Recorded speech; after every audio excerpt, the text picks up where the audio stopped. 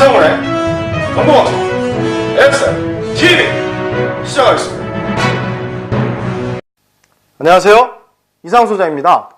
최근 사드와 관련된 뉴스들이 쏟아지고 있습니다. 도대체 사드가 이슈가 되는 이유가 무엇인지 자세히 알아보고 싶다는 의견이 있어 준비해봤습니다. 지난 7월 8일 한미정부가 사드의 한국 배치를 발표한 이후 7월 14일 정부는 사드의 용도와 효용성, 군사적 외교적 비용과 부작용에 대한 아무것도 알리지 않은 채 전격적으로 경북 성주군은 사드 배치 최종 지역으로 발표했습니다. 과연 사드란 무엇일까요? 사드는 적의 탄도미사일 공격으로부터 방어할 목적으로 제작된 공중방어 시스템입니다. 사드를 운영하는 주체는 미군이고 미국 정부입니다. 정부는 사드 배치가 북한 핵과 미사일로부터 한반도를 방어하기 위한 것이라고 주장하지만 정부 스스로 사드가 서울과 수도권을 방어할 수 없다는 사실을 시인한 바 있죠. 사드 배치로 인해 우려되는 문제는 이렇습니다. 첫 번째, 비용 부문입니다.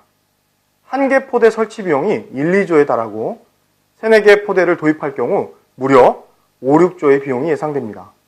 정부는 미군이 전액 부담한다고 발표했지만 지금까지 방위비 분담 체계를 보면 연도별 총액을 양국이 나누어 부담했기 때문에 일방적 미군의 부담보다는 향후 공동 부담이 될 가능성이 큽니다.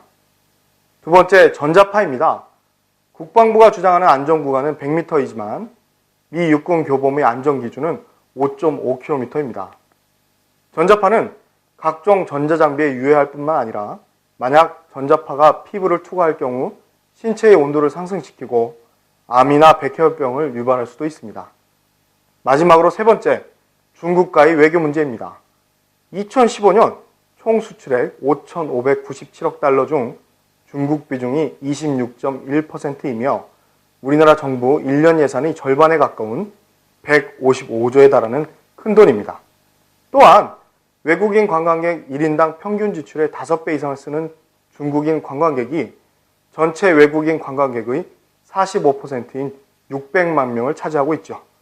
만약 중국과의 외교 문제가 발생하게 되면 치명적인 경제적 손실이 예상됩니다. 이 문제들은 단지 언론의 우려 섞인 걱정일 수도 있습니다. 하지만 한 가지 확실한 사실은 모든 국민들이 한반도의 평화와 안전을 원한다는 것이죠. 안보의 위협이 있다면 국방을 강화하는 것은 당연합니다.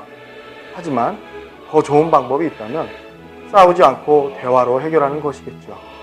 나라의 평화와 국민의 안전을 위한 정부의 현명한 대처와 노력이 필요한 시기입니다. SFTV는 다음 시간에도 여러분께 도움되는 정보로 다시 찾아뵙도록 하겠습니다. 고맙습니다.